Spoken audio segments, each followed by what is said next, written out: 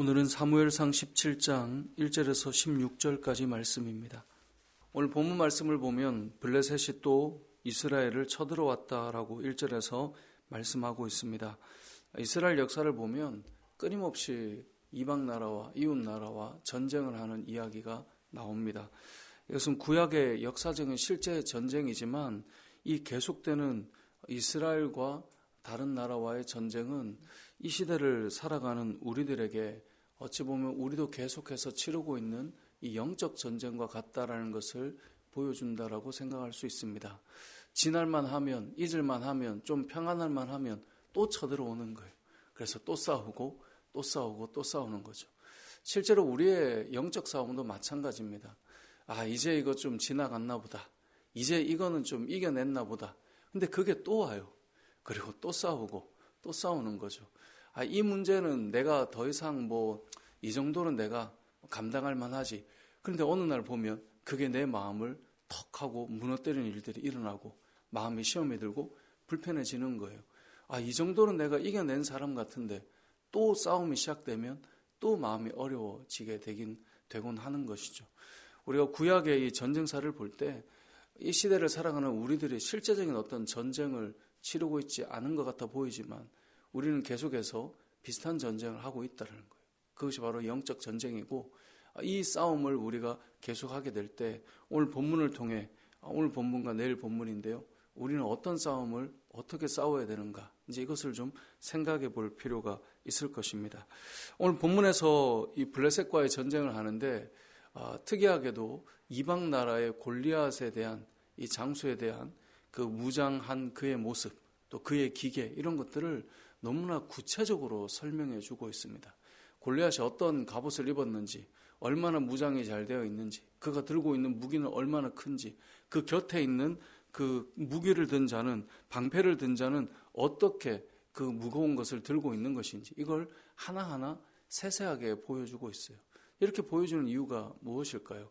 성경을 보면 이방 나라를 이렇게 자세하게 묘사한 적이 있을까 할 정도로 이 한 장수를 너무나 크고 또 기계 있고 또 위풍당당하다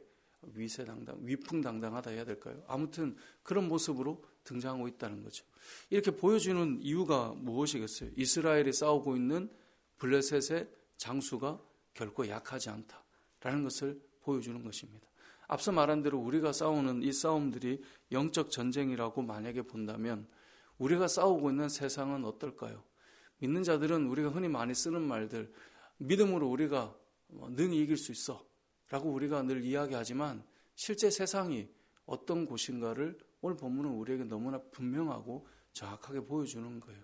우리가 믿음으로 싸운다라고 쉽게 말하지만 사실 우리가 살아가는 세상이 그렇게 약하고 우리가 좀 힘 좀 쓰면 이길 수 있고 이런 것이 아니라는 거예요.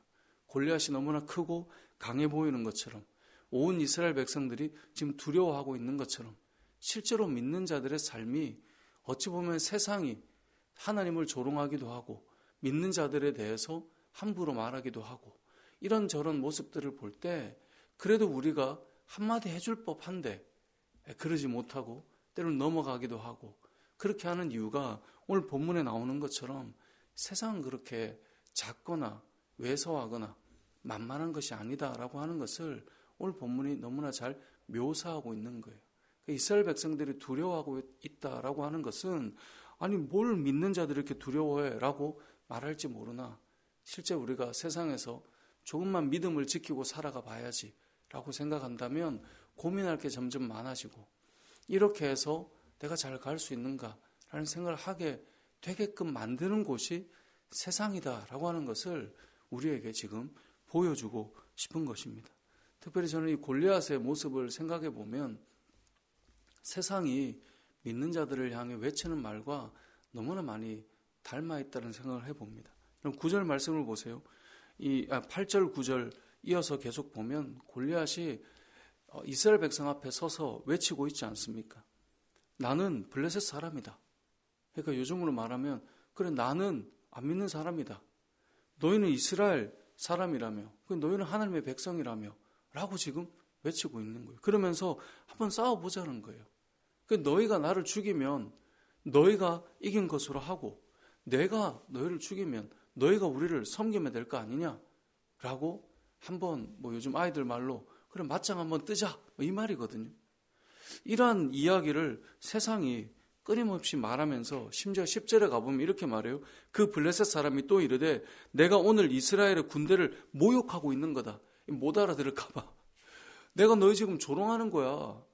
너희 정말 믿는 자들 그래 내가 조롱하는데 그래 한번 해보자. 지금 이렇게 말하고 있는 것이죠. 이러한 모욕과 조롱 속에 하나님의 백성들의 모습이 어떻습니까? 11절에 보면 사울과 온 이스라엘이 블레셋 사람의 이 말을 듣고 놀라 크게 두려워하니라. 두려운 거예요.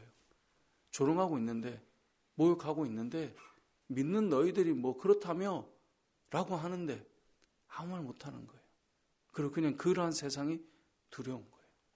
이것이 지금 이스라엘의 영적인 현실이고 이들이 두려움 가운데 아무것도 하지 못하더라는 거예요. 더군다나 오늘 본문 12절부터 16절까지는 누구를 이야기하냐면 이 자리에 누가 있었다는 거예요? 이새의 세 아들. 이 세 아들은 언제 나왔죠? 어제 나왔어요. 기름 부음 받을 때 와, 이 사람이 왕이 될 만하겠네 라고 말했던 엘리압과 누구죠? 둘째가 아비나답과 셋째가 삼마다 13절에 이름이 나오거든요. 이 이름을 앞에서 그대로 거론했단 말이에요. 우리가 생각할 때 야, 저 정도면 충분하지 않아? 라고 했던 사람들이 아무 말 못하고 두려워하고 있다라고 지금 보여주고 있는 거죠. 사실 이제 내일 본문이 다윗이 등장하면서 이러한 곳에서 다윗은 어떤 마음이었는가? 우리는 어떤 삶을 살아가야 되는가? 그것을 이제 내일 본문에서 보게 되는데요. 오늘 본문으로 끊어져 있기 때문에 오늘 본문만 우리가 생각해 본다면 여러분 오늘 우리가 살아가는 이 시대, 이 세상 결코 작거나 우리가 너무나 쉽게 말할 만한 그런 세상은 아니다라고 하는 것을 우리가 분명히 알고 살아가야 된다는 것이죠. 그냥 그렇게 신앙이라는 이름으로 아무렇지도 않게 믿으면 다 되는 거 아니야? 라고 하는 게 아니라 실상 걸어가 보면 영적 전쟁은 계속되고 있고 지나갔나 하면 또 오고 또 오고 이제 올해가 점점 마무리되어 가고 있지 않습니까?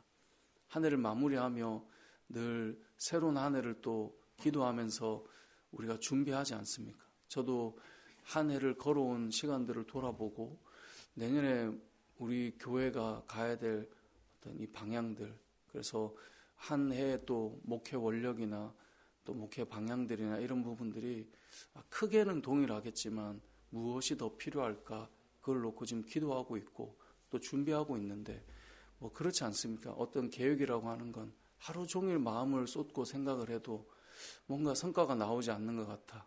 그런 생각들을 하게 되기도 하고 아마 여러분들도 이제 한 해를 마무리하면서 정리해보고 또 그 다음을 생각해보고 그렇게 나갈 텐데 분명한 건 세상에서 믿음을 지키며 살아가는 것이 결코 쉽지 않다라는 것 그리고 그 가운데 이 전쟁이 어렵게 이겼는데 또 찾아오고 또 다가오는 일들이 우리에게 있을 것이라는 것 그러한 상황 속에 저와 여러분들이 하나님 앞에서 이 큰 세상을 어떻게 이겨나갈 것인가 늘 기도하고 하나님과 동행하는 삶이 필요하다는 것을 기억했으면 좋겠고요.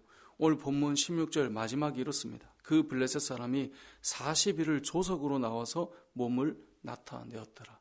이 말은 뭡니까? 아침 저녁으로 날마다 계속해서 믿음의 사람들을 향해 외치고 있는 소리들이 있다는 것이죠. 오늘 하루도 세상은 믿음의 사람들에게 우리의 믿음을 드러내어 보라고 그렇게 외치며 우리에게 어찌 보면 믿음을 한번 표현해 보라고 우리를 때로는 조롱하고 때로는 외치고 그러한 시간을 만나게 될지 모르겠습니다. 그런 시간을 만날 때 저와 여러분이 이 골리앗의 기계를 생각할 때 이제 내일 보면 다윗의 모습을 보게 되죠. 그 외침들. 우리가 이러한 기계에 주눅드는 자들이 아니라 믿음으로 오늘 하루도 또 우리의 남아있는 인생을 영적으로 전쟁할 때 승리할 수 있는 그러한 저와 여러분의 삶이 되시길 주님의 이름으로 축복합니다. 아멘.